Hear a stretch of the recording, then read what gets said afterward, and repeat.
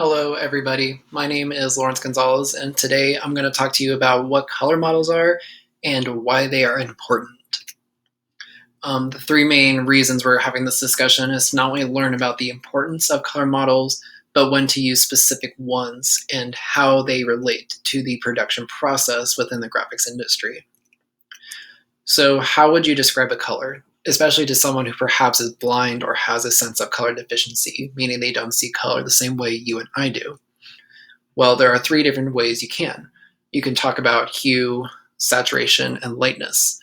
Hue can best be described by how light is perceived. Essentially, a light source will shine on an object, and that object then returns a unique color imprint to our eyes. And there are three colors that our eyes perceive using special cones and rods, which are red, green, and blue. When all three are mixed together, we see what is a pure white light, but there are times when if you mix certain proportions of those lights, we perceive different colors. And that's what's known within the visible color spectrum, or Roy G. Biv, which is red, orange, yellow, green, blue, indigo, and violet. And that's how we're able to perceive different types of hues. When it goes into being saturated, saturation is just either the absence or presence of color. And that's kind of like when you get neon colors, it's just an overwhelming amount of color. Or if you look at gray, such as in the illustration to the right, you'll see what is a very neutral gray, which is the absence of color. And then the best way to describe lightness is depending on how much light, or essentially value of light, is within a hue. If you put more light to a hue, that's when you start getting more of those tints. But if you were to do the inverse of that, which is adding black or taking away light, that's when you start getting more of those shadows or darker colors. So how would that translate to a color model? Well, some color models are able to achieve bigger colors or more colors than other color models.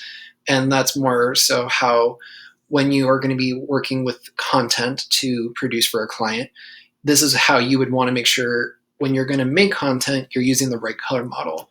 Such as RGB, it's going to have the largest color gamut because what's being produced in there can be achieved by light. We perceive light, and in turn that creates color. But if you were to use this different color model, which would be CMYK, there's a reduced amount of light within that color gamut, because the CMYK color gamut is a subtractive color space from the RGB, which is additive color. When you mix red, green, and blue, you create an additive color space, meaning you would mix those colors and you would get white because it's produced with light. And then the CMYK is just the inverse of that, and that will tie more so into a later topic. But color mode and color model, essentially these are two terms to describe the same thing, which are color models. But because there is another term, color space, that gets brought up, color space is essentially a working space or delivery space. And this ties into workflow primarily with those terms. You're working within a specific color model to produce content. And then when you need to output that content to a specific delivery space, depending on whether you're doing web-based content or print content, you're going to want to make sure you're exporting your colors to the proper color space or delivery space to try to get the most achievable color.